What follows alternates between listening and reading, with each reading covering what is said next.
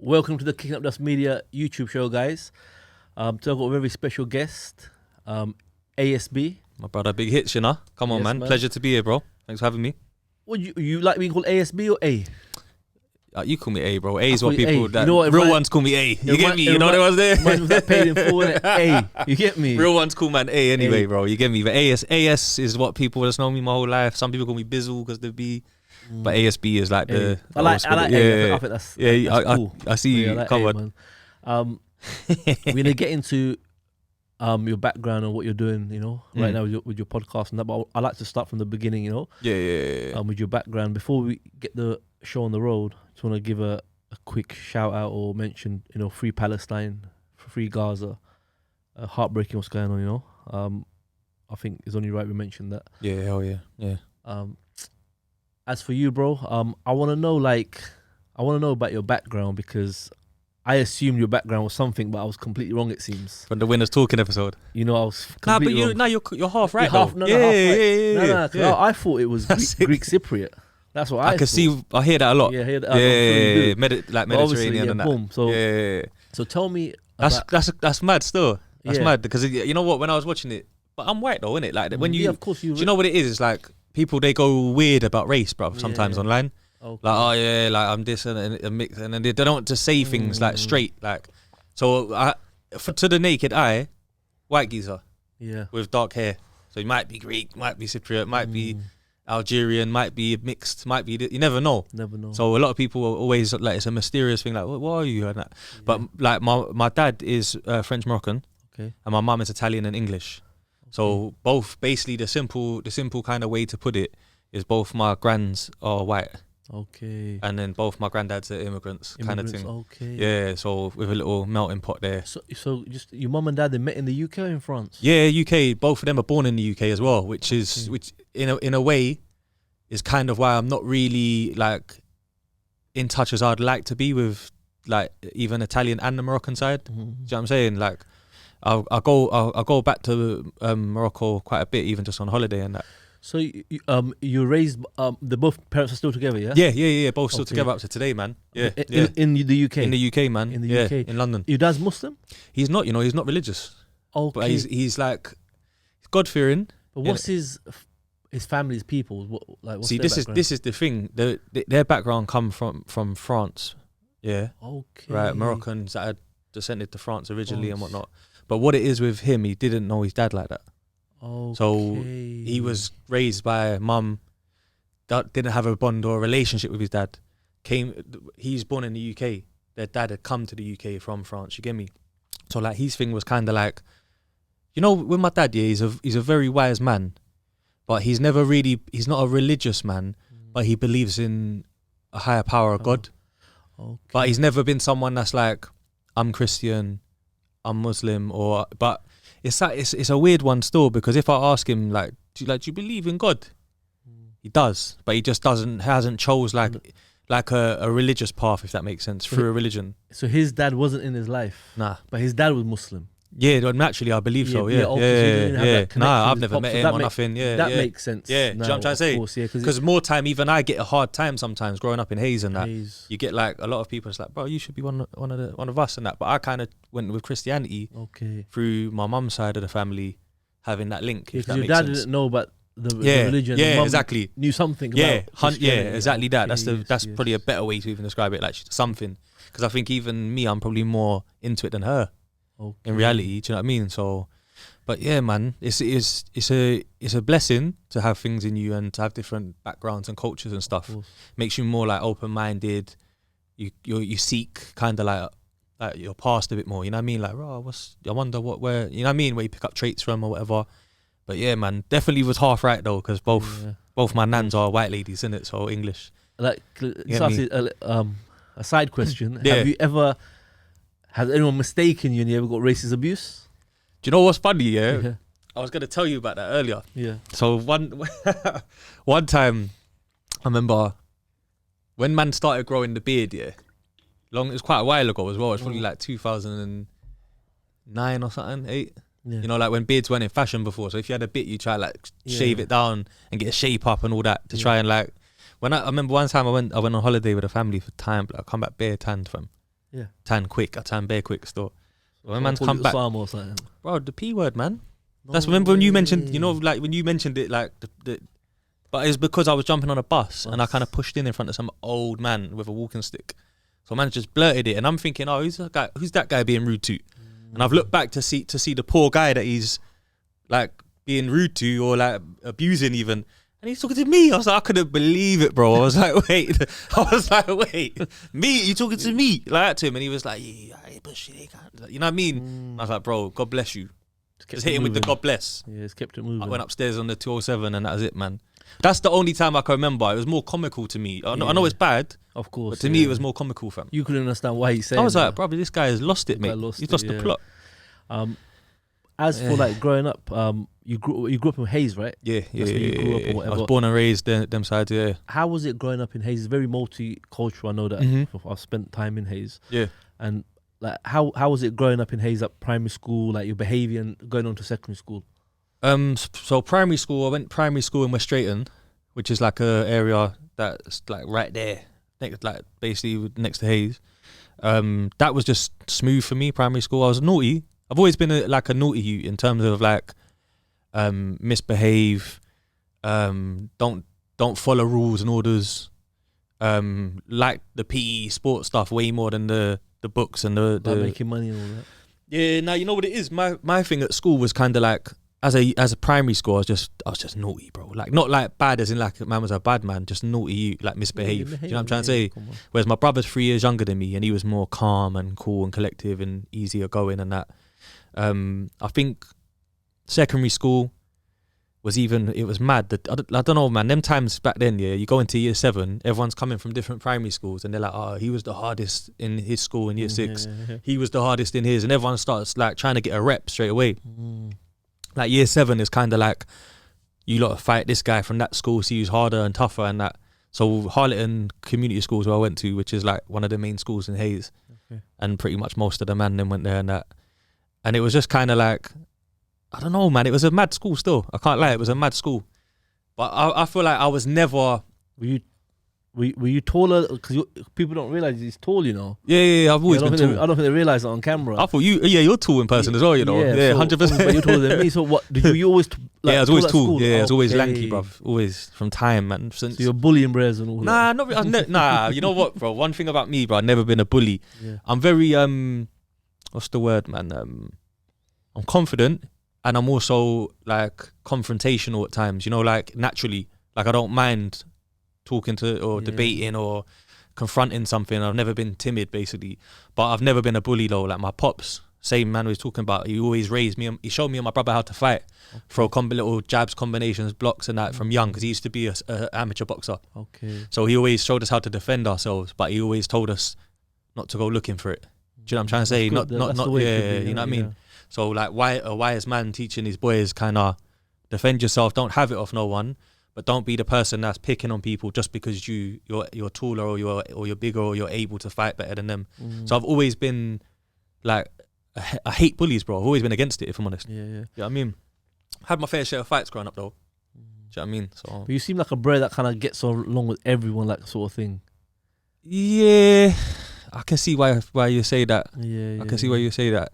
I feel like I'm good at networking. Yeah, definitely. I'm definitely good at relationship building and networking. But I've also got that side of me as well where like I can't force myself to like someone as well. And I think like I'm not as get along gang as I look always. Sometimes it's like no matter how hard I try, it's me and that person can't gel. Yeah, Do you know what I mean? So but I would always like go into like an encounter with someone being open minded to the fact that they're gonna be different to me. But I guess like a bit of a salesman mentality, bro, like because man ended up like I think it's networking. Like business. I think that's the right word. Yeah, you know what I mean? Business I think mentality. you're good at that, you know? Like, you just never know what someone does, bro, or what they 100%, can do, or what you might do for each other later on. You know what I mean? So yeah, 100%. Yeah, I think it's important in life to have people skills. To deal with people, you know? Like everyone who I deal with, like the first thing is respect until they disrespect. You know what I mean? Yeah. And I think that's the way it should be. Do you know what I mean? It's the best way, I think. Yeah. In school, obviously said you were fighting and stuff like that. How were your grades though? Like bad, bro. bad. Yeah. This is one thing that like Sometimes it bothers me, but more time I know that I'm gonna find my way anyway. Because I'm just one of those people that I was more looking to be like an electrician with an apprentice, where I can go and like use tools and work it out on the job and hustle my way through and make some money that way. Because I always felt like I wasn't good at academically, bro. Like I didn't learn off of paper like very well, like reading and filling out maths tests and that. And that's why I think a lot of my behavioral problems probably came from that, you know, like a lack of being academically smart. Whereas like if you was enjoying maths, you ain't really got time to like shove someone and like, yo, what are you looking at and that, or try and, some people you know are like what I mean? that, yeah, 100, I'm doing it out of boredom and not being able to learn. Yeah, you get so it? you're kind of more for like a hands-on sort of 100%, yeah. Because at one point I was going to be an electrician, but for some reason like the stars didn't align. The company that was going to do like an apprenticeship for me, they couldn't take on new staff all of a sudden. So I was left with this college course and no job. And for me, when there was no job, I was like, oh, fuck that, man. What did you get in your GCSEs? Like E's and stuff like that, F's, and You I know got one good grade in English. I got a D. I think that's one of the problems in the education system. Like they don't cater for what. Yeah, but yeah. Because now mean? they say like ADHD, or they say not that I had that, but even just they, like focus they problems. name everything. They name everything. Trust me, like, bro. I can't even keep. I don't even pay too much attention to it, but man. We all got I think you know, like attention span versus like enjoying it. If you could pay attention to it and enjoy it, you'd probably love it and be like engrossed in it. But I didn't really have either. And my mum always said to me, like, she's like, see, with him, she would say to her friends, with him, if the teacher tells him to stand up, he'll sit down. So it's best the teacher to tell him that he can stand up if he wants. He probably won't. You know what I'm trying to say? You're you like one of the rebellious. Yeah, you know, like them authority. You know, like when you see police, you just like just do the opposite to what they're saying. Wind the window down, do it up. You know what I mean? And Hayes, what was it like at school? Multicultural, I assume, right? Yeah, very multicultural. Like Indian, Pakistani, Somalian, white, Caribbean, African, like a mix of everything. It must be, you know what, that's a nice environment. Yeah, it is. Yeah, it is when I look back on it. And it seems like they're like, I don't know, I'm just guessing from the outside because I've been there. It seems like the community kind of gets on, keep it moving sort of thing. Yeah, no, definitely, 100%. It's quite a big area as well because it's not a W postcode. Okay. So it's London Borough of Hillingdon, and then it's right next to London Borough of Ealing and that. So each side of Hayes, you've got like Southall, Greenford, Norfolk, and then Ealing's just down the road. Where we are, like in West, just down the road. Do you know what I mean? So everything to stone's throw away. But where it's kind of a big area, it's almost like how Thornton Heath is in South, where it's like got quite a big area with different stations, Norbury, Croydon and all that. So there's a lot of different parts where, you know what I mean, of Hayes. I like Hayes, man. Yeah, it's cool, man. It's a nice area, it's man. Decent still. I've been there quite a few times still. I used to go there when I was younger still. I used to have that, was it Yatesy's there? Yeah, I think there was one in Hayes Town still. Town, Yeah. And then Blue Anchor had like a jungle rave on the back road, Cold Harbour Lane and that. Yatesy's managed to pass through. Yeah, man. The still. There's a lot of talent that's come out of Hayes. Some of the best MCs and that I've ever heard just never made it.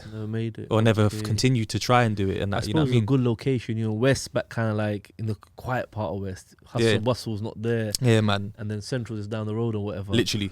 So it's situated. So when you were growing up, like, did you ever like dabble in crime or like? Yeah, defo, man, 100%, man. Stealing like everyone else. Do you know what's funny? Even when you just triggered something, like when I memory, bro, I was trying to think like school and that my form class, and I had one Indian brethren called Parminder. So I don't know what he's doing, but if Parminder Dillon's watching, big him up. He was cool, bro. Like he's one of the early people that I used to get on with in the class, and we were so different culturally. He used to just kick it and chat and that. Do you know what I mean? And he'd invite me over his house and that. Like his dad would have dinner and that. So that's one of the beauties of growing up in them ends. You get different vibes. You get me?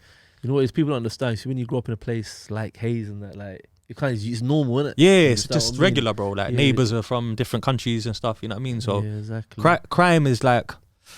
Do you know what, bro? I won't say, because I've seen your thing and like your story and that, so I'm not gonna say like that and jump out the window. Bro, but out there, like it's more of a man them thing on the ends thing, exactly, rather than like a actual criminal who's done X amount. Like, don't get me wrong, some of my friends, they can take that card and say like they did big stuff. You know what I'm trying to say? You hanging outside though, you knew exactly what was going on. Some of my good friends are like big people in my area that's done like big notable stuff that's like made newspapers and whatnot and X amount of stuff. But I just feel like I loved music, bro. Like music was like a saving grace for man in a lot of ways. Because there's even been times, if I go back to being real young, yeah, like the first things that I remember, right, is there's some older white guys from my area. Yeah, they used to see me outside. I'm the loud kid, rah, rah. And if they, you know, when they're older, takes your football and tries to like boy you and that, I'm like, you fucking this, and I'll go mad at them, and they'll just calm down, man, little man, you get me. So they used to take me to houses and make me go through the window to open the front door so they could rob the yard. So that was the first thing that I'd ever got involved with, and I was way too young then as well. I'm talking like 12 and that. Know what you're really yeah, doing, like I'm a kid, bro. I'm looking 3 sweets and a couple pound, yeah. if that. Do you get me? So I can go shop and that. And them times there, I thought I was like getting embraced by people that everyone looked up to. But that's how you feel, isn't it? Like at the time, like you're under their wing now. Do you know what I'm trying to say? So that was like the first kind of naughtiness that man got into. Later on down the line, there was kind of that time where you flirt with shotting, but because your man them do it and all that, and it's there, might as well. But I never really got into that though. I never really fully got into that. Or do you know what I mean? Someone's line, just running the line. Yeah, you know what it is, bro. It's like there's a couple of my man them that did that proper. Do you get me? And I think that when you do music, bro, alright. So to put context to it for like the people that might, because your platform's way bigger than UK grime or rap. To put context to it, there was a time when UK garage fizzled out, and in our area I was a bit of a DJ and that. Then grime came, and when grime came, it was like council estate man them building crews, going pirate radio, going to raves, getting reloads and having little clashes with people and that, which turned into sometimes little fights and beefs and that.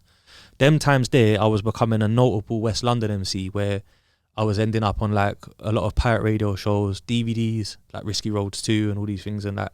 I was getting a bit like bait, if you like, you know, you need to pick what you're doing, bro. One of the man them was saying to man, you get me? Okay. So it's like good advice in a way. Yeah, 100%. And it kind of forced me to go the music way. Okay. A certain person, you know what I'm trying to say? But I'm grateful for it in the long run. Because if I think back on it, like later on down the line, there's a time when Hayes and a lot of my friends that was involved in it, there was an operation that the police done on the area called Firmus, Operation Firmus. And they was like, you know, moving bits of certain things and that to undercover Jakes and that in it for a while. And the case was being built up. And at that time in our area, I think it was 18 of the man them got arrested and sentenced and that. So like it was a whole lot of people off of who was out there every day on the front line and all that. And I think the beauty of music was that the reason that that's their story as well. Like at some point I could probably introduce you to someone to come tell it, like Beluga Ice or something. But at some point, the beauty of being a music guy was like, even though I might stop and chill there for an hour, kick it with a man them, you man later I gotta go studio, you know. Man's gonna go make this mixtape and that. So then it was like my focus was on like building links with radio DJs, inviting other rappers from other ends to come to the studio so we can cook up some tunes and that. And then you're hearing about, this happened earlier, 20 minutes after you left or 2 hours after you left or whatever it was. And I think like those times there kind of made me realize I'm a sensible kid as well. I wasn't like, even though I had my little moments and that, more time I was sensible, quite strong-minded because I had a positive father figure and mother in the house and that. So I didn't just follow for no, you know, some people, they just follow like sheep and whatever happens to him is happening to you because you're following. That's not a good look. I wasn't on that. I was kind of like smart. aware of like, yo, maybe he's a bit more on it than me, or maybe he's willing to go where I ain't and that. You know what I'm trying to say? See what you just said there? That's real, bro. Yeah. A lot of people, you know, when you don't know that, yeah, bro, I seen them man get themselves in serious. Me too. issues. Yeah. You know, Yeah. when you don't know your capabilities and you think you think your capabilities are much more than they actually are, and was there You're just following as well for the Following, sake of it without even thinking sometimes. You know what I mean? You know what I always said, man? I don't respect someone because he's a bad man. Yeah. I respect someone that plays their position. You Yeah, understand what I mean? It And keeps it whatever. real to them. Keeps it real to themselves Yeah. and whatever. You know, I want to ask you something. So you said it went from garage to grime. Yeah. That was that was a transition. That was a yeah? transition, naturally, yeah. So grime was that kind of like battling sort of thing, innit? Nah, it's battling's different because battling's like, you know, like Smack DVD when they actually do 3 rounds of battling and stuff. Yeah. Grime was basically, the easiest way to say it was like a UK MC based sound that was like our version of hip hop. Hip hop. But it wasn't storytelling, no? It depended what artist it was, to be fair, bro. Okay. Because you know, like it developed so fast, bro. You know, like you had obviously Wiley and all that Pay As You Go. That's classed as like dark garage. Oh, is that dark Yeah, garage? it's where it's like becoming more MC based rather than, because it used to just be EZ, and then you have someone like DT hosting the mic, Creed, and that dropping 1-2 lyric here and there, but it's a bubbly rave thing with champagne. And then grime was more like, I'm gonna spit about my life. And if you're from the ends and whatnot, you might be at the youth centre and be there when a mad stabbing happens, and then later on down the line that week you're going radio and your lyric might be like about what happened or whatever. And it was more like set based, so everyone would go pirate radio. You'd have bare man in a room and that everyone thinks they're sick. Everyone's on live. Track suited out, hoods up, boom. It was thuggish music, but it wasn't gangster. You know, like I've seen podcasts in the past, right, where like UK road rappers that are official street dudes have gone and been like, oh, grime was a bit sneaky and that. But I feel like that's only 50% of the tale. 50% of it was gangster as well. Like there was actual people in grime that were certified guys that are shooters and that, but they just done grime music because that's the genre of choice. So you said Wiley was, what did you class that music as? Wiley comes from garage, but he's like the godfather of grime. Grime, okay. And what was Kano? Kano's grime. He starts in grime because he's my age group, Kano. You see, like obviously as a Muslim now, you know, trying to be a bit on my deen, like we're not allowed to get involved in music. Yeah, of course. Especially rap music. Yeah. Hell yeah. So I got into hip hop music at a really young age, you know, like 15 or 14 or whatever. But what got me was the storytelling. You know, that was what, you know, because I was proper stuff. Because you know when you're living certain things and like, man rapping about it, kind can of relate to it, or whatever. Yeah. And even, you know, when you're outside sometimes you get them dark days. Yeah. You bust on a pack and like kind of like you know, it's that thing in it. You understand what I mean? So when I first, it's like the soundtrack for your life. Yeah. And because there was no social media, and music didn't go around like that. You know, it's like if you knew, you knew in it. CDs, the CD, you know? Or the and whatever. So tape. There was no way for me to explore the whole genre of grime. But I remember the few things that did come to me. Yeah. I couldn't really understand what this was. The chatting. Don't get me wrong. Yeah. But for example, like I was big on Nas. That was hard. Nas will tell you a story. The hardest though. From A to Z, you know, understand? That's what I was, you know, man, he's one of the hardest and ever. whatever. So I never kind of took to it. Yeah. You know, like never like hip hop British music and whatever. Styles P and bro, you're talking my language though. Yeah, like we were just literally just American hip hop, that's it, you know. Do you want to know my truth though? My truth is that what you're saying was what I listened to in my house, but what I went and made was the UK. But you know what, at least you didn't start rapping to sound American. This is why, bro, because there's man in England that were doing that, bro. Yeah, I know. And they were, some of them were sick youths. They were 30. But that was like, why are you doing that? Like, you could. That's the first time I came across British gangster rap. Yeah. And I was like, bro, why is he trying to sound American? Like, I couldn't understand it, you know, but so I didn't even pay attention. That's why I did grime. Because I could actually listen to Wiley and Dizzy and say, these men are fucking cold, bruv. And then I could watch Mega Man and Soul Solid Crew flossing and go, what, we can do this here. Because I saw a video one time of like Kano and Wiley. I think they were battling or something. Yeah, they clashed in Lord of the Mics. That's why, that's why you're saying that, right? So that's like something that Jammer and that made off of like the American battle rap. They made their own version. But in general, the genre wasn't based on clashing. But it was as well, if you like. Okay, see, I don't see... That, I know what you mean now saying that though. I get it, because you're gonna look at it and think, is that what this is? You know, like for me, it was a case of like, what is? I'm listening to. I'm like, bro, I gotta go flip these 3 bricks. Like I ain't got for me, it didn't make no sense. You know, like, what this was, bro. You know, that's not the soundtrack for that. Yeah, it wasn't the soundtrack. You know what I mean, like, bro? I gotta go, you know, flip this brick, man, whatever. So, but now the hip hop now in the UK is real booming. Gangster rap. Yeah, like booming. You know what? It's true. Like obviously, if I was young now. I'm not gonna lie, I'll be gassed. Yeah, 100% fun, man. It's our time over here now. Bro, like, even the Americans, they're looking at us. This is like real gangster. It's not even the like, drill thing and that. It's drill, like. Yeah. But it will definitely, if I was in that mind frame back then, it wouldn't be, you know, a good look. I know what you mean. Still, it's like it puts you in that zone, innit? Do you understand what I mean? I just remember hearing Nas the first time from my cousin, you know, because he's older. And then go ahead. Go on, Aaron. I was saying that like when I first got that CD, I was just like, yo, this guy's crazy with it. Like he's cold. Cold. You know, Nas, like I said, it was a storytelling, innit? He's one of the best at doing it ever. I know one thing I noticed then, to what's a little bit different now. So when they would rap, they would always rap about getting out the hood. Yeah. Like, that was the ultimate goal. Like, yeah, they live in the grime, the madness, but they want to get out of this, you know? Mm-hmm. And it was something man could relate to. Yeah. Like, I don't want to wake up and see just crackheads, and Yeah. I don't want to see that anyone's there. Yeah. But I feel that part has flipped now. Yeah, I don't like that But about it. But they don't rap about that, getting out. They just no want to more. score points and that now and get a bigger rep and that. Yeah, you understand? With So no end goal. It's kind of more like beef music. Yeah, it is. You know, Yeah, it's like beef music. Well, it is if you think about the title, bro. Drill. Like, people defend it because obviously they want to see people make money from the urban scene and from the ends. But the word drill is a drilling. Yeah, So the music is based on talking about what you did to someone else to get back at them. That's what the whole genre is based on. That's where it comes from in Chicago, isn't it? The get back thing. So you on the music thing and that developed. You continue doing it. Where did you kind of go with that? And did you like along the road? Did you know? But one thing was when you go into these raves, like you said, as roadman, then like hell yeah, things happen. Yeah, 100% for man. That little journey from there to there. How did that go? Like some of my brethren that are around me are gangster, bro. Like not no joke. Like they're on job and that. You know what I mean? They're 30 guys, bro. Like they carry themselves a certain way and that. So the music thing for me, it went well, bro. To be fair, in the early days, like I was rated as like one of the best MCs in my ends. I was up there, like me and Icy and Mystery and that. Like we were like, yo, them mans, they're the coldest and that. Then you had, what year was this? These are all like 2001 and 2 and that. Like bro. Like early man's all like, so you were like 17 and that. Yeah, man's all doing house parties, going to like certain dances. Even we used to go the other way as well, back towards like your kind of way as well, like High Wycombe and all that. Go up there.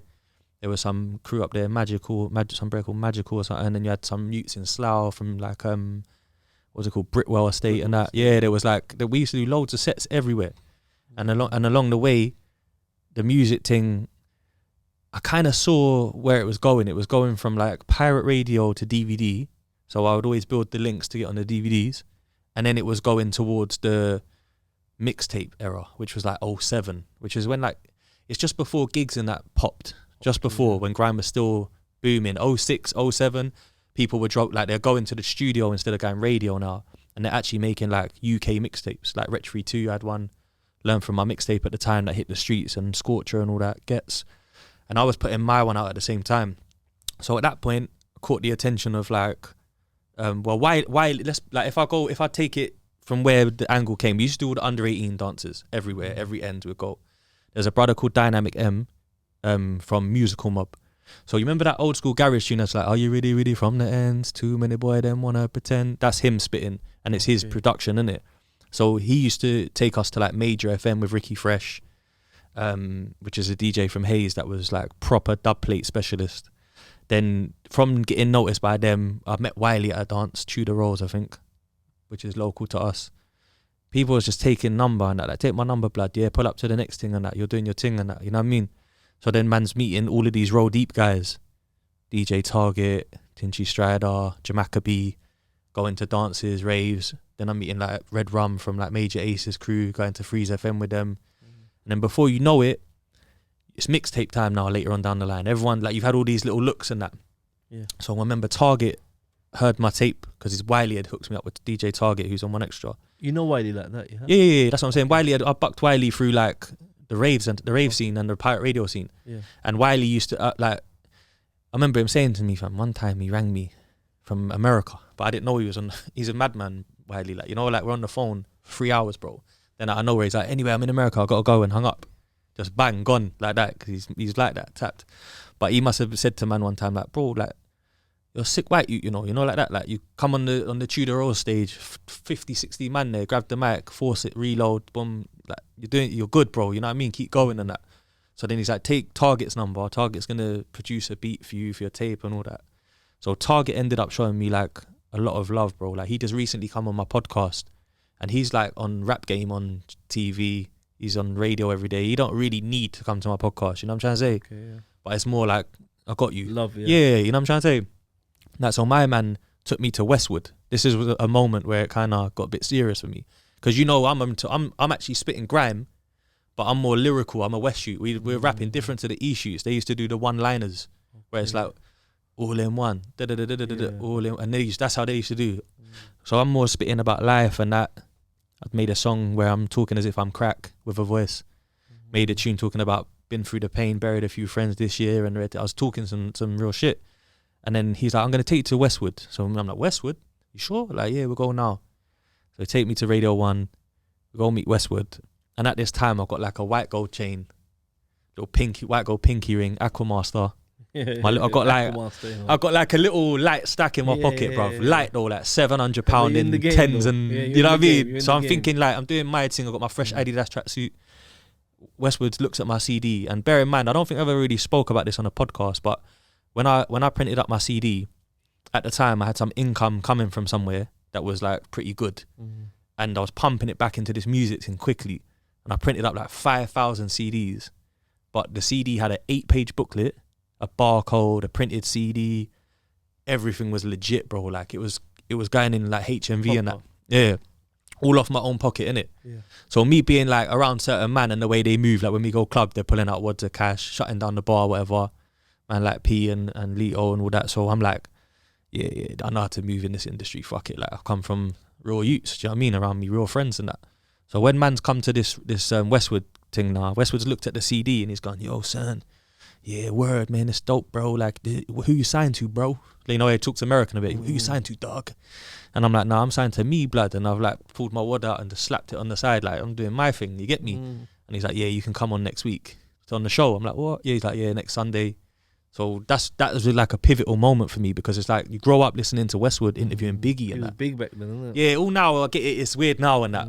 I get that still, but back then he interviewed everyone. Wu-Tang, everyone, man. When you listen to Westwood and Wu-Tang, Westwood and Biggie, Westwood and Redman and Method Man on his show and that, for me, yeah, everyone. I was feeling like I was getting somewhere with it. You know what I mean? Bear in mind, at the time, my mum used to get on to me, man, you're spending all your money on this shit. You know what I mean? She didn't see the vision, because no one really knew much about urban music back then. You know what I'm trying to say? So, but yeah, man, I feel like the music journey. Did you go on to the show? Yeah, I went on there twice, you know, and a couple times still. Went on there a couple times. I went on like cameos on One Extra. Logan Sama supported me off Kiss 100 big time as well. He got me some big looks. Grime fizzled out though. That's what happened. Grime came to like a natural slowdown. And you know what you said earlier, where you're like, I don't really get it because I'm doing this, and I kind of get that as well. Even as like music progressed and I'm trying to be more lyrical, Grime's not the tempo for that really. For that, yeah, for storytelling. Yeah, do you know what I'm trying to say? And even some of the best MCs that have come out of Grime, like your Wretch 32s and Kanos, J2Ks and all that, when you deep what they did, they done Grime for a certain amount of time, but then they got an album deal and they went on and made rap music or like more hip-hop-y sounding Grime. And that was a kind of a point where gigs came actually. And it was like, bang, Talking the Hardest dropped. And if you was in London right then, anyone that's from London will know, as soon as that tune dropped, bro, everyone wanted to be a rapper. Even if you was a garage MC, grime MC, jungle MC, even if you just shot weed on your ends, bro. All of a sudden, everyone's rapping. Yeah. All the street youths. So like you see before, I'd be the MC. I might go to the party in my ends and man them are like, oh yeah, hey man, he MCs who he spits. Do you know what I mean? And I would be like the rapper. But then now, all them same man that are in the trap house or are doing madness and that, they're all writing rhymes now because it's cool to be an MC after gigs, bro. You know what I'm trying to say? So it was them times. People are followers, isn't it? Yeah, 100%, fam. 100%. Do you remember that program, Dubplate Drama? Yeah. It was big. That was Channel Grime, 4. right? Yeah, that was Grime times. So I remember, in prison. Yeah. Bro, it was 5.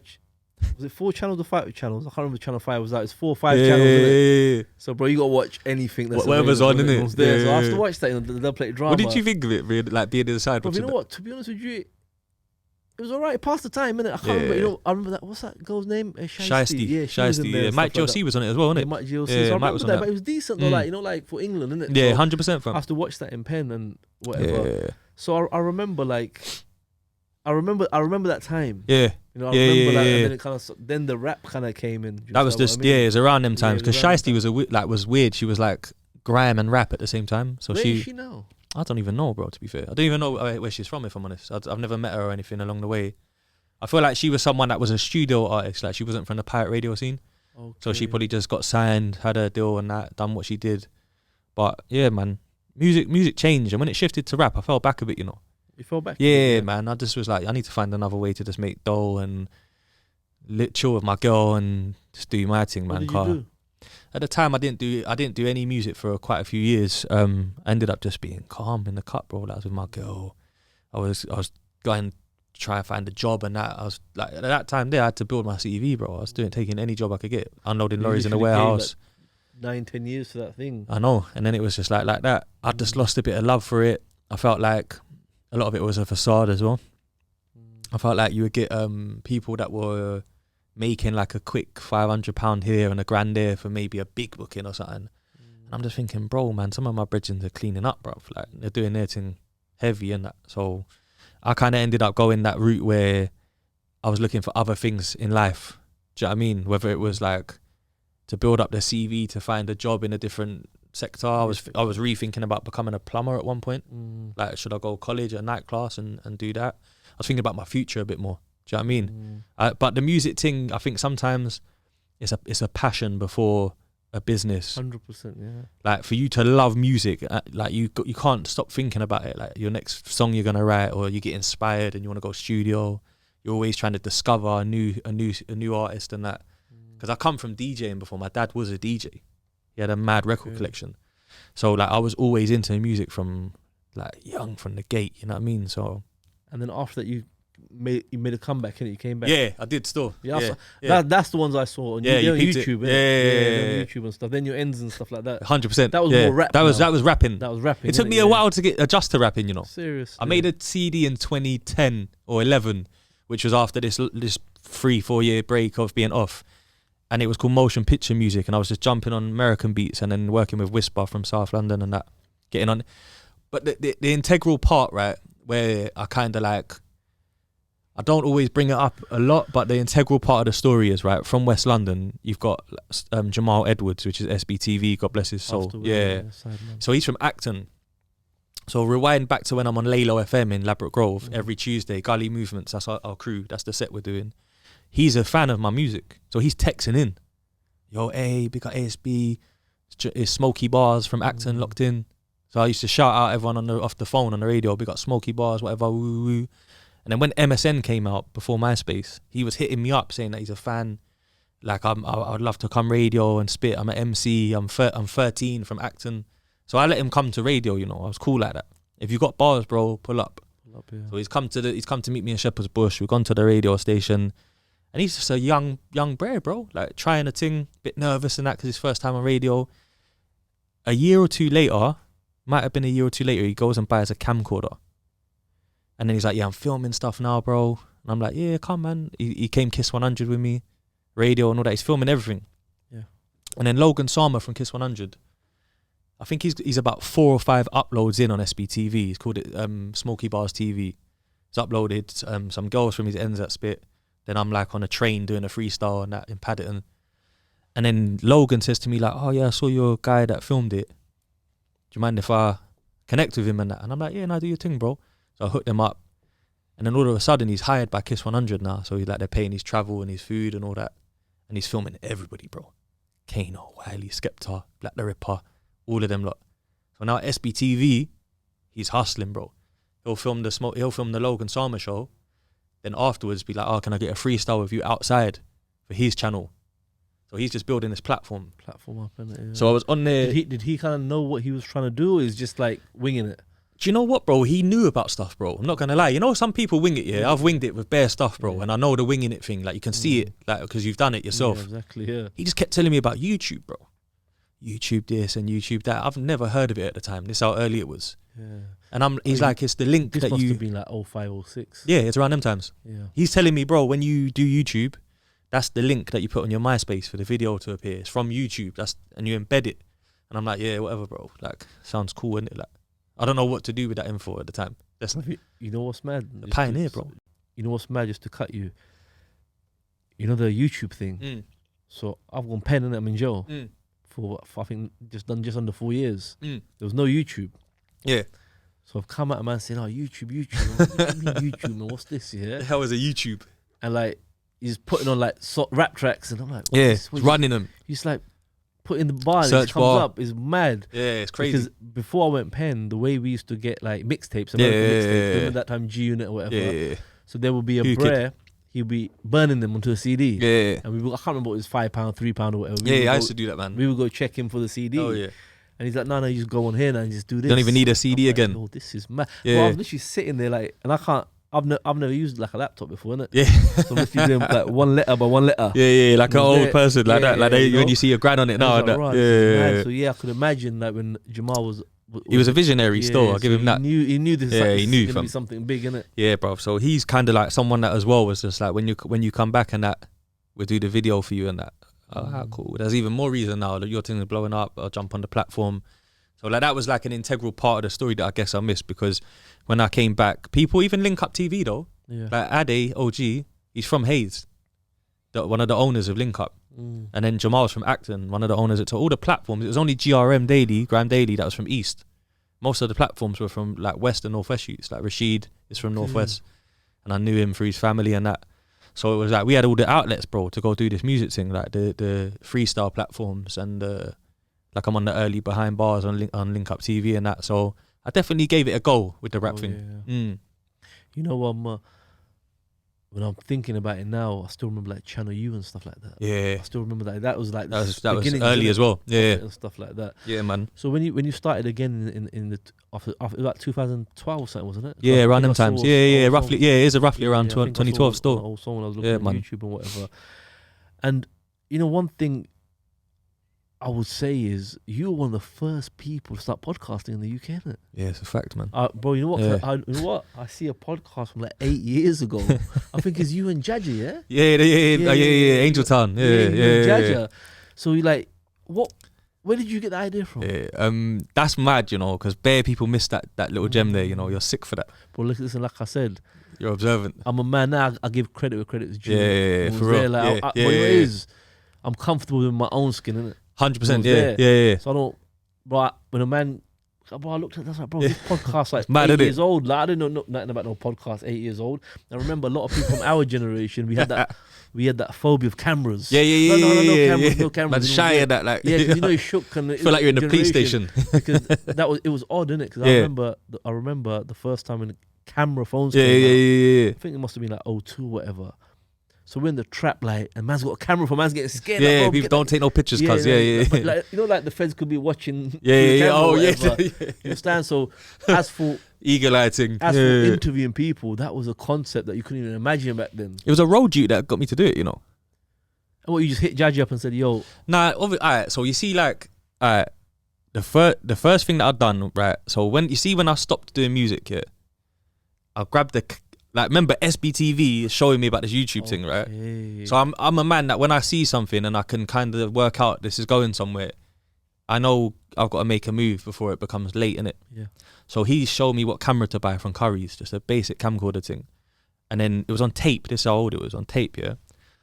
And all the links that I've got through the music and the roads, I'd hit them up. Like, I hit up Ill Mill from SMS, that's my brother. Yo, fam, blood, like, man's got this camcorder, yeah? I want to come interview you. He's like, yeah, where? And I was like, on the block or in your hood, whatever. He's like, yeah, pull up, bro. You know it's love, man. Like, so man, go to Streatham, and on the corner, we just interviewed him with camera. So I'm behind the camera, no face, and I'm just talking to them while they're in front of the camera. So I interview Ill Mill. Then I interview. What year? This is early. This is 09. Oh, nice. This is how I got into the podcast thing slowly, because I started with a camcorder interview because there was no podcasting and it didn't even no exist. mics, nothing, just Nothing. the camcorder. Yeah. So it's like a 3-part interview. All of them are like 12-minute segments and that. So then I ring SAS because I know them from the America thing. They were in the Dipset, innit? Yeah, so I'm like, yo, you man, I need to come interview you, man. You know, and like, yeah, come on, man, I got you. So I go to Finchley to their block, interview them about their fallout with Dipset and all that. Boom, boom, boom. Put it on YouTube. I'm working out this YouTube thing now. Then I hit up Birdie Roth from PDC. He's like Jaja's right hand man, Birdie. That's my brethren. That's how I know Jaja and that. So then I'm like, yo, I'm gonna come Brixton and film you. He's like, yeah, man, cool. He's jumped on my mixtape before and that. So I interview him in Angel Town, putting all these things on YouTube, and they're just racking up views. People are like, oh, sick interview. This is hard. Da, da, da, da. You know them ones. It was just an unheard of concept, Yeah. isn't it? I kind of got it from Smack DVD. That's the idea. I'm seeing like, because the UK youths like Jamal and that, they'll go film in their own way. It was like a new UK way. Yeah. I'm influenced by rap before anything. Yeah. Even when I was doing grime, I'll write my grime tunes, but all day I'm listening to 50 Cent and Nas and Jay-Z. So then when I'm writing as if like I'm a rapper writing, but I'm writing fast. You know what I mean? So, like spitting fast. But then obviously with this camcorder thing, I'm editing it myself and that on some crap Adobe Sony thing. So it was called Sony something. Sony Vegas. It was like an old cracked version. So I'm editing these interviews and putting them out. So I did that for a while. And that was in between rapping, becoming a rapper again, rapping again. So fast forward to answer your question, Cormega, he's in the UK. Oh, the Naz's boy. Yeah, Queensbridge. Okay, yeah, Queensbridge, yeah. I've been known to be in Queensbridge quite a bit. So my people from Queensbridge What kind was your of. connection? I know you go there a lot. What's your connection with America? That's a mad one still. That's a whole different. Shall I finish this then Yeah, tell go you on, that? Because yeah. that's going to take a minute still. Yeah, go Because on. that's like quite layered because it's been from back in the Yeah. day. But I've been known to be in Queensbridge, right? To the point where like, you know, like Capone from CNN. I've got him on WhatsApp and that. But, yo, Capone, I'm in. Okay. You get me? Man's got like King Shooter, R.I.P. That's my brethren. He's from Queensbridge, innit? He was signed to Jungle and that. So it's like, man will be in Queensbridge with them chilling on a regular. So when people like Big Twins from Infamous Mob will come to London, he'll hit me up. Like, yo, hey, I'm in London. Do you get me? Woo. Go link them. And then when Cormega came, I didn't really know Cormega, but he you know, he's a man that's going to know that he's seen my face in someone else's picture and that on Instagram, whatever. So he's like, yeah, I'm going to be in London. Hit me up, whatever. Cool. So I take my brethren from my hood, and he's a road man, fam. Like, you know, like he's road. There's no job ever. You know what I'm saying? This guy is Roll from outside. day one. Yeah. Real stand-up guy. You get me? P. So we go link Cormega. And obviously, for him, he's a man that's probably done bare push-ups to Cormega's album and that carried it. Because, you know, Cormega was that gritty rap, innit? That man grew up on. Yeah. So he was kind of quiet around Cormega, innit? But me, I'm just chatting to him on a normal thing, bro. So what's London been saying? What you been up to in that, fam? Boo. And we're just chilling, talking, you know what I mean? That kind of shit. So I remember when we leave him, my brother's like, blood, how you talk to Cormega like that? You get me? I'm like, oh, he's a normal guy, bro. He's like, I don't think so, bro. That's Cormega, you get me? Like, Testament, that album, the realness. Like, man's grew up on this guy. He's a sicko. Like, you know what I mean? A sick rapper. So I'm just like, blood, you know what it is, fam? I think where I've been going to America so long, I just, like, talk to a man like it's normal, bro. Like, if we all eat too much, we got to take a shit, bro. Do you know what I'm trying to say? Like, we're all normal. Yeah, normal people. That's what how I see exactly, it. Maybe if I met someone like 50 Cent, I might be like, I might bug out a little bit because that's someone that, to me, I really grew up on them. Yeah. But for the most part, yeah, like when I butt people, I just treat them normal. Yeah, 100. So he said to me, like, bro, the way you spoke to man, if you could have recorded that, that would have been a convo for the to have. You know what I mean? Okay. Do you know what I'm trying to say? And he's like, you need to work out, because at the time there was a guy called Taxstone I remember that. who's locked up now for that Troy Ave thing. Yeah. He was a podcaster, and he was doing these podcasts where it's audio only, and he was asking like hood questions to people. You know, like he was a hood youth interviewing rappers, so that he would give them like a proper interview, not know like, so when's the album out? So when's the next single? Who you work with in the studio? He was talking to them proper, like, so where you grew up, son? Da-da-da. What did you do when you first get locked up and that? So I'm listening to these interviews, and I'm thinking, my boy's got a point. You know, if we can emulate that in England, we could be onto something. Yeah. Nori had started Drink Champs at the time, and Drink Champs was raw back then. They had like episodes in random hotel rooms with DMX and that. You know how like we was talking earlier about this. Yeah, you know, like when you're starting and you ain't got a base yet. So I'm like, all right, cool. I'm gonna do this thing. 2015, I run a pilot episode with Ayers, my brethren Ayers, just reasoning.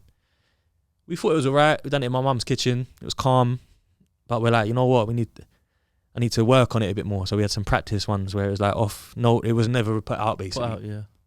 And then I called on SAS again because I'm thinking, who like really fucks with me that will step out? Because you know some people they don't come give you an interview unless you're a bit bougie and that. So I said, look, man, you know this American thing, you know how it goes and that. I'm onto something. They've seen Drink Champs and Taxstone. So they pull up to Acton. We had the studio in Acton Jukebox. And we done like the first episode and dropped it in early June 2016. Yeah. That's the first episode. Audio only. 7 years ago now. Yeah, audio only, bro. Audio only? Yeah, that's all we was doing for like 4 or 5 episodes. So I had like 4 or 5 episodes back to back, audio only, just a picture. And then when I started thinking, you know, Taxstone don't do video, but Nori does. So I'm like, maybe I've got to copy Nori as well because of this YouTube thing. Do you get me? So then we started getting a cameraman. So it was like Mets Media and that. And then we would go to Dan's studio, the jukebox. And then the guest that I had was like, at the time was Ill Mill again, Paper Pabs, Sharky Major and Jaja, all back to back. Okay.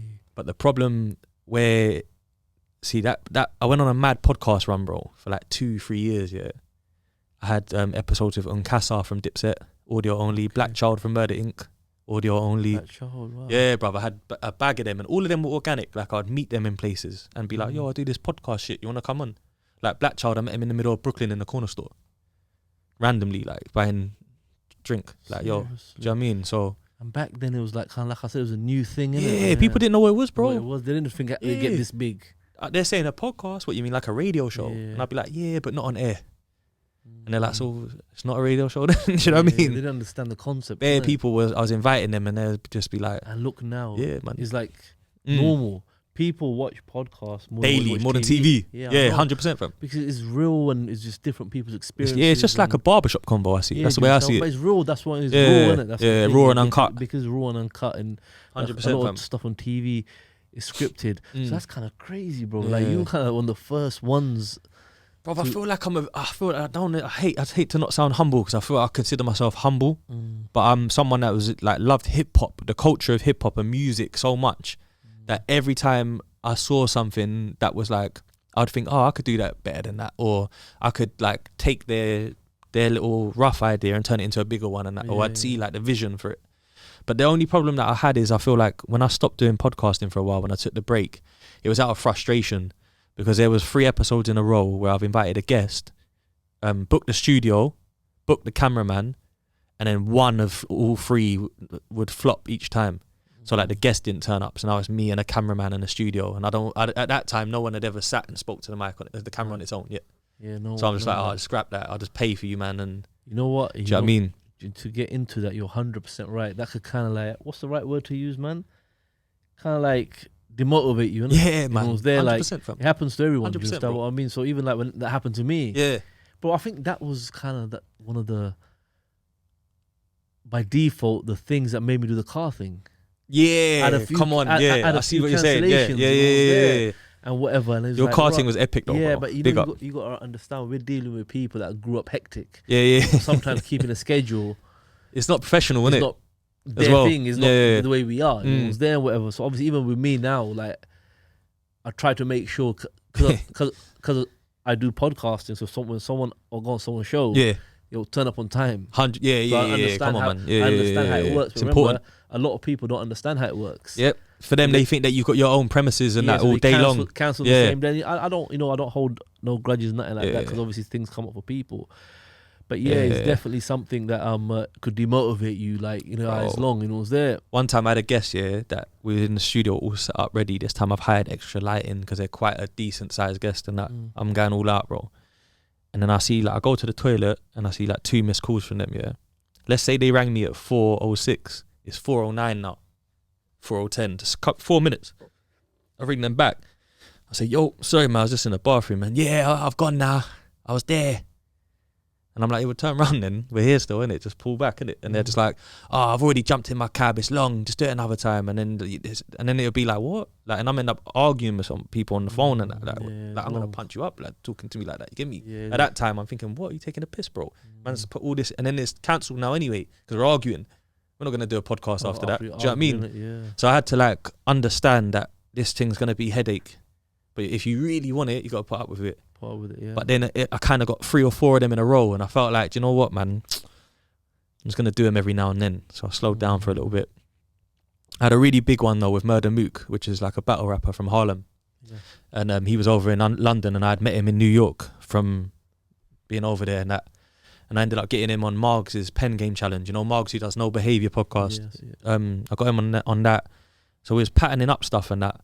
But when I fell back from the podcast game, it's one of my biggest regrets actually at the moment.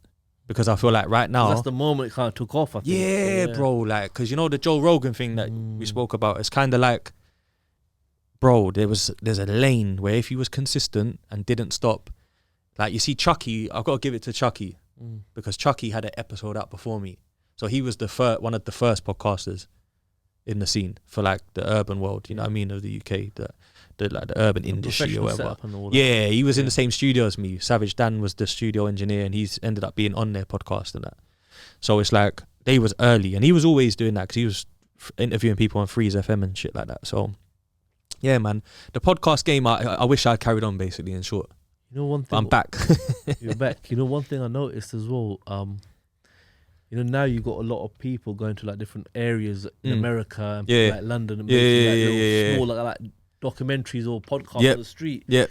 Like you done that years ago. Long time, man. Long time ago. Long time innit? ago, bro, man. And you went to Philadelphia. One of them I saw in Philly. Oh shit, yo, And bro. but you know what's crazy though? Like that's a big thing now. Yeah, You yeah, got yeah, guys yeah. where- And but that was just like when you done that back in the day. I don't think you were thinking that. And you started Nah, doing that these was interviews. you know that video that you're talking about, yeah. That was AR Abs people, yeah. Yeah, Philly. man. Skinny me, free up, skinny me. That's my killie, He man. was in prison now Yeah, he's like he's got an L plate, bro. for M's and all that. Yeah, serious. Like, you know what's crazy about that? Yeah, no one ain't ever, because everyone always. I'll tell you about that, and then I'll tell you about the America thing as a whole, because it all kind of So yeah, so ties in. the Philly guys. So just to be clear, Yeah, they're AR Abs click. That's the yeah, same yeah. crew. OHB, OHB, okay. OBH, OBH. OBH. Yeah, What part of OBH. Philly they're from? North Philly. North Philly. Yeah, Yeah. gangster, bro. And a lot of them in prison now. innit? Yeah, so the remember when ARAB had that mad interview that everyone was Yeah, Lad, reposting yeah. where he's looking like he's snitching He's now, going nuts. Yeah, I saw but that, he's yeah. just thinking he's being real, innit, at the time. Yeah, I know. Like, well, we did this and we Yeah. got my boy. He's talking about, he's got my guy there, Yeah, the one that yeah. you're on about from that vlog. But Skinny Me, I met him in New York, bro, in Times Square one year, and But random. yeah, like man's in big Times Square, you know, moving around and that. And I always used to take some CDs with me and that when I was rapping still. So these youths gave me a CD, and I gave them a CD. And he's like, "Oh, you from London?" Da-da-da. And I'm like, "Yeah." He's like, "Word, man, that's crazy, man. I ain't never been there." And that. He was just fascinated, like, "You're from London?" And we take each other's phone number, and just stayed in touch, like on a calm thing, normal thing. But he used to show man bare love, like, FaceTime me while I'm back in London and that talk. And he had a crazy stutter. So when he's talking to you, he gets stuck on a word every now and then, and it was awkward.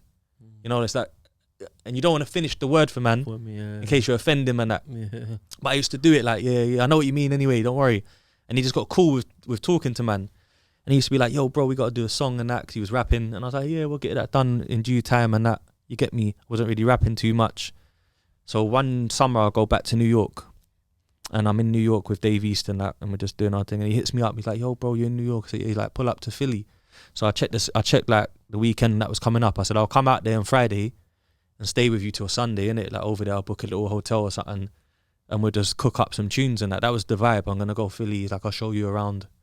So I get to Philadelphia from New York, quick train thing. Go Broad Street, and as I'm going down Broad Street in a cab, I'm seeing like how it changes from like the center of Philly. The further you keep going, Good. it's just getting like greasier and greasier, greasier and greasier. And I'm like, okay, cool. So I hit him up. He come link, man.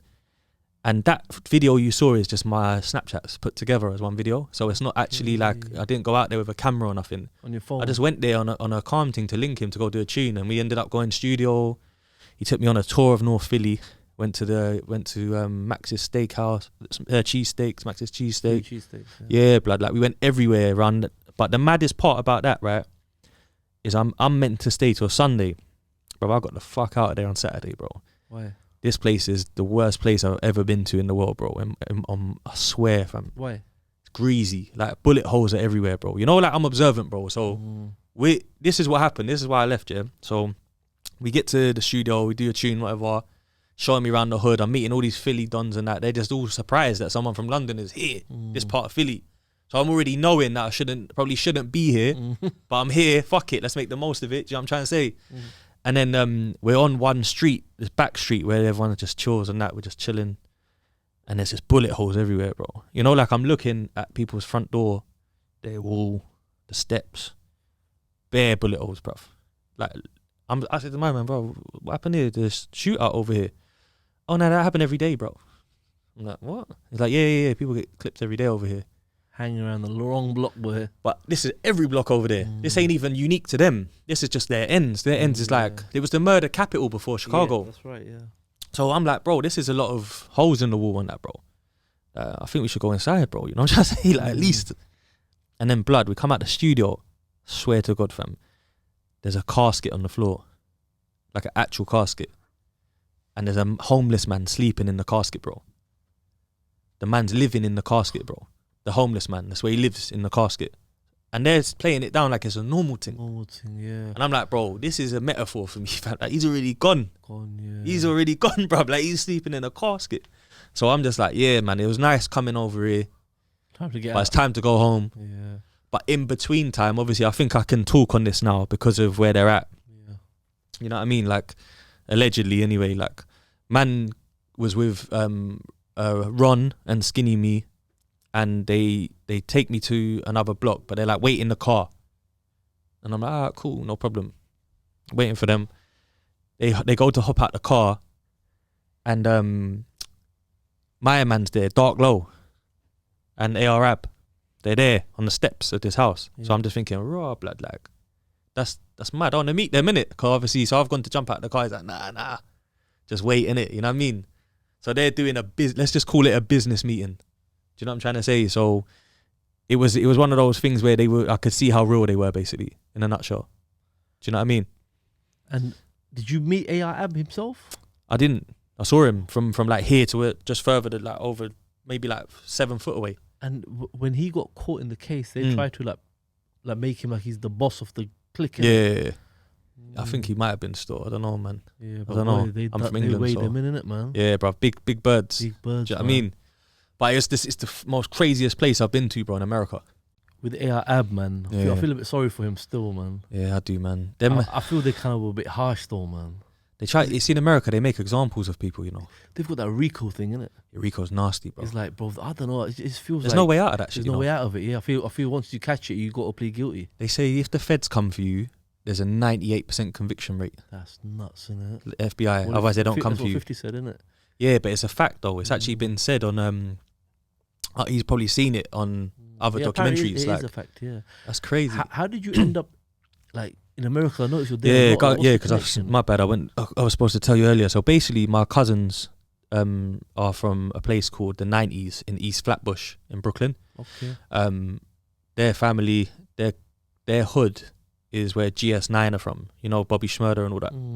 GSC is like G Stone Crips, so they're all Crips over there basically. Okay. I used to go over there all the time, just on a normal thing, just to check them and that. And then one year, I just never came home, bro. Like my granddad passed away, God bless her soul, from cancer and that. There weren't really much going on for me over here.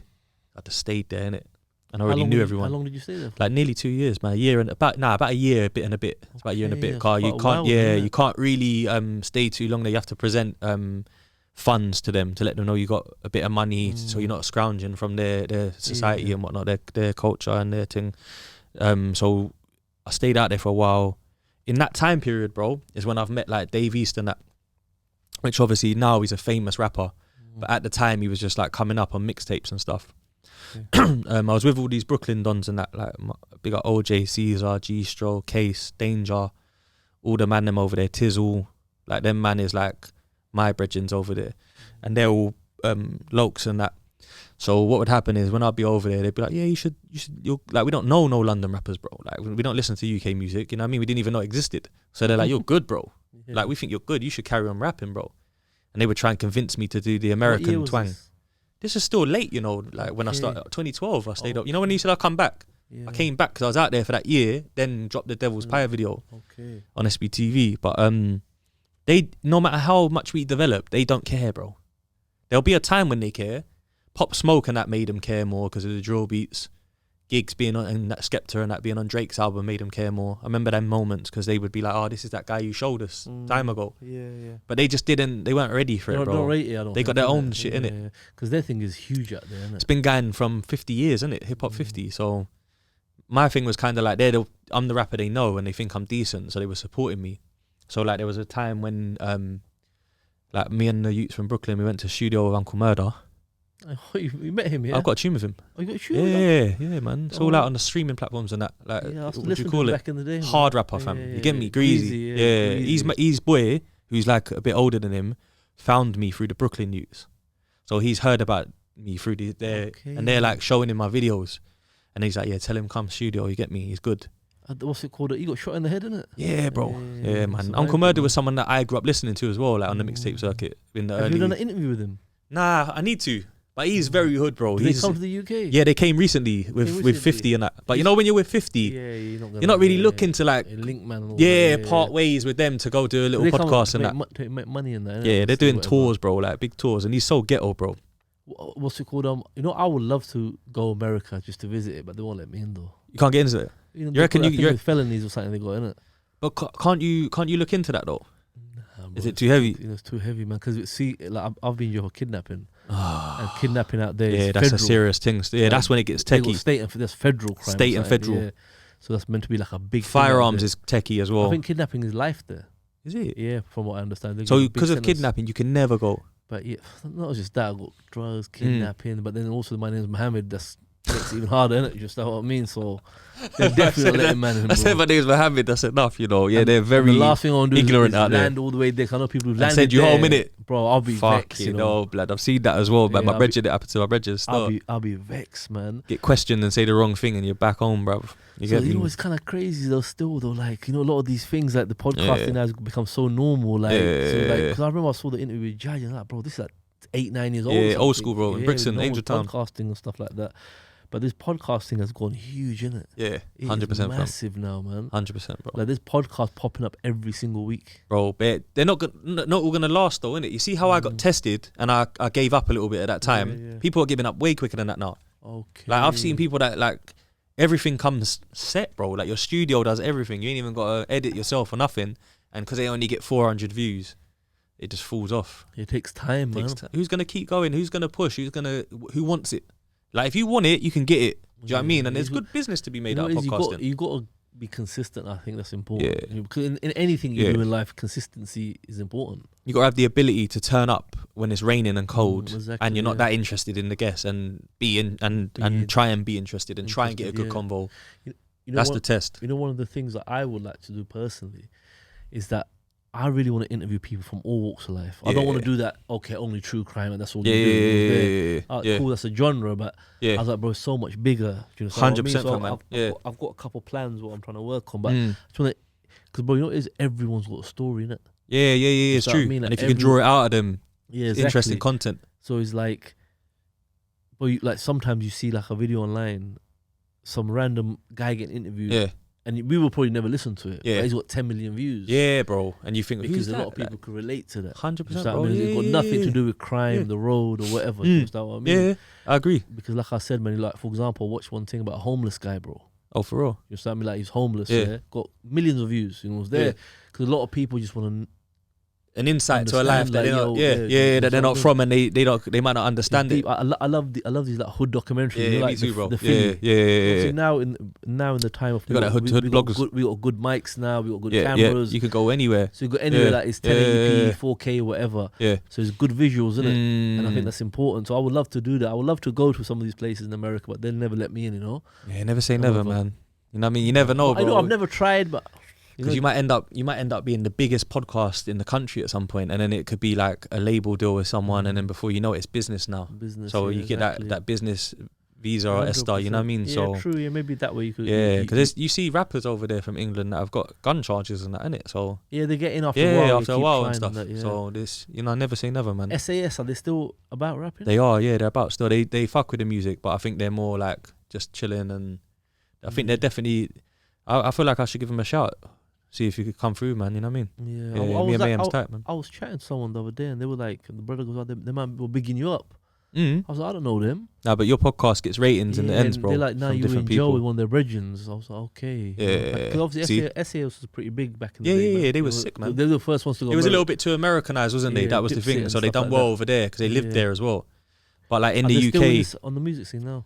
they flirt with it. I think. Like I think they're more like they've got an underground following and they drop stuff when they're ready. And that. I know they're cooking though. Yeah, Okay, man. they're up to Yeah, something, they're definitely up to something. I spoke to Mayhem 2 days ago still. So Okay. yeah, man, 100. Yeah, them man doing their thing, man. The thing we've got in common, me and SAS, is that we actually both have lived in America in the hoods as well and been around the ends Yeah, in it. because they were saying the Staten Island. Yeah, innit, yeah, right, they was innit? in Yeah, Staten I remember, Island I still. remember they had that little beef Basketball. with them. the little beef with what's the name, Jules Santana. Yeah, yeah. And I remember watching that interview. That was Shout years out ago. to Yeah, him, so that was years ago. They know as well. Like the place that I was staying's mad. Let me ask To you a get me- question, man. Obviously, important question as well. Mm, And we leave it with this as well. mm. Obviously, the evolution now into drill music and whatever. Yeah. Do you think this is a negative thing for the youth or what? I think there's two sides to every coin, bro. And I think that let's look at the positives, right? The positives is that the same youths that are making money from music at some point, even if let's just say they are real, you know how people are, is he real or not? At some point, his music might get so big that he's got to stop doing whatever he was doing before, and he'll be able to give maybe like 7 to 10 man in his clique a job. You're the manager, you're the tour manager, you're the PA, you're the guy that deals with the bookings, and then you're the security or whatever. And then before you know it, that's 10 man that don't need to cause no badness outside because they got a job now legit and they're going legit. But on the negative side of it, of course, it's negative because it's like you said earlier, I think you made a great point. It's not about money, it's about like killings and drillings and that. And I always think that man, let's get the money, bro, man. Forget the bullshit and the violence. Violence is something that you use to defend yourself when your money's at risk, for instance. But making money doesn't require violent crimes. Do you know what I'm trying to say? Unless it goes wrong or... So I think there's double-edged sword to it, bro. I like seeing the youths win and making money, you know what I mean? And having a legit hustle, man. You know, you see with me, my relationship with music, like I said, when I was young, is morning to night. Yeah. The first thing you do, get in the car, bang on tune. Yeah. Probably the last thing you do when you get out of the car. Yeah. You know, I mean, that's for real, that's true. It was just a part of life. Part of your innit? lifestyle. Yeah. And obviously now, from an Islamic point of view, like, even if music's haram, the scholars say music's haram, even if it was allowed, gangster rap will still be haram. Oh, for real? Yeah, because of what... It's not Because of the just content. the actual music, it's the content. Yeah, that makes sense. Yeah, that makes sense. And like, 'cause Islam, that's like... It's not exactly a love song, you know what I mean? You understand what I mean? Islam is like zero tolerance on drug dealing and stuff. They don't play... They don't play with that. I've always sort of respected the discipline in that community, though. Yeah, exactly. Love it, man. This they don't mess, in bigger picture thinking. In the deen, you can't mess about with drug dealing and stuff. And then that's one thing, but then promoting it in songs, another thing. Yo, that's something else. Because you're pushing it onto ears. Yeah, exactly. You're influencing kids and stuff like that. Yeah. So for me, it's hard, because I did have, an attachment to it. Yeah. Just how I mean, Yeah. and whatever. So me, like, obviously, I struggle with it, no doubt. Like a lot of people, because it's just so everywhere now. Yeah, it is. There. You can't avoid it. A lot of this madness It's stuff everywhere. like that, So like sometimes I'm on like Instagram or doing something, and then bam, the tune comes on, and like and it brings up memories. I remember one time. Yeah, I tell you. I mean, one time I'm stuck in traffic one time, and this is when I first left the road in 2008. So like social media wasn't really big up for like that as well, though, because I've seen that's one thing about your pods that I forgot to big you up on earlier. You made it clear, very clear, that like I was in it, I did it, and I was privileged enough to leave at the right time. I rated that, bro. That's what the kids need to hear. You know what it is, like, decisions. The road never retired me in it. Yeah. Hard. I retired that's the gangster. road. That's G, bro. That's G. And that's a good ending. You understand what I mean? Like, it never like, man get washed out. Yeah, because it happens to the best of them, right? It happens, man. Like, then they look, his life, whatever. But so with the music now, so like, it's one of my struggles. Yeah. But my attachment is still with that old school hip hop. Yeah, that real shit. This, I'm not gonna lie, this UK drill song. Yeah. It just make me want to go put in some work. Yeah, it's like, too seriously, gas, it's just too much. Like, it's too mad. Like, it just make me want to do something. You know mad. what? That's why they say things like demon time and that, bro. Yeah, bro, like, they say that in like when I listen, it just gives me like raw. Like, they're trying to loud pack everything, bro. I feel like I'm 26 again. No one's there, so it's naughty, innit? It's peak. You get me? But like try I not to listen to it too much, man. So we can't. So one thing I don't do, like, if a rapper came on my platform, like like a big rapper, or whatever, like, I'm not gonna promote like his album's coming out the 6th of September or whatever. Yeah, no press run shit. Yeah, I don't do that either, Yeah, but that's for religious. But for religious purposes, okay, right. As a person, I could talk to you. You got a story, innit? But we're not pushing, we're not promoting it like that. Yeah, exactly. That makes sense. So like sometimes I'll give you an example. One time I had to go on the motorway for a long journey. It was late at night. My brother goes, "Well, why don't you just leave in the morning?" I said, "Nah, the night time is better." Smoother roads. I said nighttime is better. It's like no Just traffic whiz or whatever. through. Yeah. He goes to me, yeah, you're gonna bang a couple old school tunes. I was like, nah, man. I'm gonna listen to a podcast. Just, Joe Rogan. No, he's like, nah, you're gonna bang a few old school Pac. Yeah, you know, yeah, just yeah. reminisce. That's your guy, innit? Pac. I remember I've seen you big him up. Pac. And Nas. For me, like top 5 rappers, American rappers. Nas, 50 Cent, Jadakiss. What's that? 3. Jadakiss, Nas, 50 Cent, Jay-Z, and I'll probably give it to Tupac. I'll put Tupac Is that in in there. order? In order, I would say the correct order for me would be Nas and 50 at a tie. For some reason, they like I grew up on them and they influenced me a lot. They impacted my life in negative and positive ways. Then I'll put Jay-Z just after them because he's just too sick with it. And then after that, I'll put Jadakiss because I feel like Jadakiss never changed. Up to now, he still sounds like he's just coming out fresh. And then Tupac, I don't think he's the greatest rapper in terms of like bar for bar, but he's a poet, he's a hood poet. And he's passion. Like, yeah, and he spills passion and pain, tells a great story, and he means everything he says. He's really meaningful. And he can actually influence me way more than another rapper because his music is music. It's not just lyrical 16s and then a catchy hook. His thing was like, you're going to feel me on this rhythm, you know what I mean? For me, it was Pac.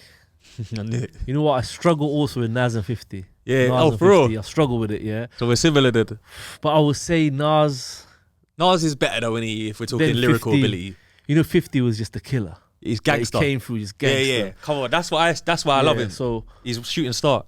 So yeah, Pac, Nas, 50, Biggie, Jay-Z. Yeah, that's a good. Similar. Yeah, similar. Yeah. But for me, like, I don't know, I think it was Pac's passion, man. Yeah, he's too ill, bro. Because obviously going through racism or whatever, and he was always like, you know, like, remember what his team was called? Napoleon and what they called again, the Outlaws. Yeah, they're cold. Like that. So that rebellious nature to him. It was deep still, man. Bro, the Asian man loved Tupac, you know. I've noticed that growing up near Southall and that, bro. I think a lot to do with that was because he was a rebel, innit? Yeah. And I think, like... meaningful music too? Yeah. Rather than it just being about the bars? Yeah, I think, like, you know, a lot of songs, like, a lot of things, it was about pain and, like, you know, like, going through stuff. You could feel it. And he wasn't always big in... And what, should I tell you what I liked about Nas and Pac? Nas and Pac, sorry. What I liked about them was that Pac was someone on the mic, but... off the mic, he said, "Look," he goes, "I've never been a drug dealer." Yeah, his brother was G'd up. It wasn't my thing. Then I'm talking about Pac. Oh, Tupac. Yeah. I tried to sell drugs for one day, I couldn't do it, and the guy took the pack back and said, "Look, is that you said that? Yeah, I didn't know that. You know, that's bad. So I rate that because it's real. Kept it like, proper. He just said it like, you know, like how you came on and said, "Bro, this is how it was." Yeah, facts. Yeah. So with Nas, the thing I like about him, he said, "Bro, it's my brother that was doing his thing." Like me, he's my brethren, his brother. I was Jungle. Yeah, I was rapping. He said I was rapping about what my environment was. Yeah. Bro, you know what I respect that. You know what I really can't take to? Bros that rap on a mic.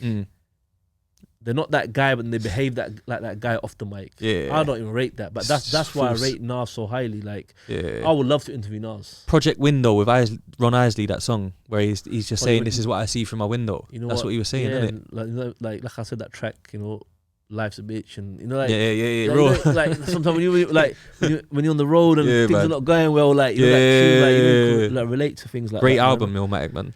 Yeah, it was like, you know, it was deep, you know, growing up on that, and like obviously as a Muslim now I can't especially promote it and whatever. Yeah, but it's a part of my history. Yeah, what I mean? 100%. Like, and you've lived the life, bro. When we were like broke before we like kind of on the roads and that, like we used to listen. Like, so my brother lived in this high rise because it's cold, and you're broke. But the high rise. The stairs give you a bit of like warmth, 100%. So you end up listening to like beats and just bunning. Yeah. That ends life. Yeah, you understand what I mean? So it's kind of deep, man. But you want to add anything else? Nah, just thank you for letting me have the platform, bro. Like I'm humbled by it, bro. You're a real one. Bro, sometimes it's just like you got to do it because you're on the scene as well. You know, bam, you know, like let man know, like, you know. But you're an honourable guy, bro. Like, you know, like man watched your podcast before I had any interaction with you, and I could tell, you know, like that. What's the saying? The eyes don't lie, and that, you know, like you can just tell if someone's genuine and that. And I've been someone that watched your podcast and now to be on it's an honor and a pleasure, and I wish you all the best with it, bro. I think you deserve big things, and I hope that you get me. It just keeps growing, bro, man. Yeah, man, and obviously You know what I mean? with you as well, man. What's it called? Obviously, been doing this thing for a long time now. Yeah, bro. I hope man. you- Something's got I to hope give you it. get to that bag. Something's got Understand to what I give, mean? bro. You see it, I hope man. you get to Come that on, bag, man. man. Something's And got to even give. like with Hayes, like I said, I had I actually linked someone from Hayes back in the day. You know, Yeah. and whatnot. So it's like it's not far from where we are. Yeah, we're exactly. from. It's like a middle ground, isn't Yeah, it, between there and the rest of West and that. You know what I it's mean? down the So road and stuff yeah, like that, man. man. But I You got all the appreciate you Hayes for man them. coming, guys. Thank you for watching. Hope you enjoyed that. ASB, big up. What's your podcast called? Real talk, true stories. Real Talk, True Stories. Yeah, man. Anyway, guys, I'll be back soon. Peace.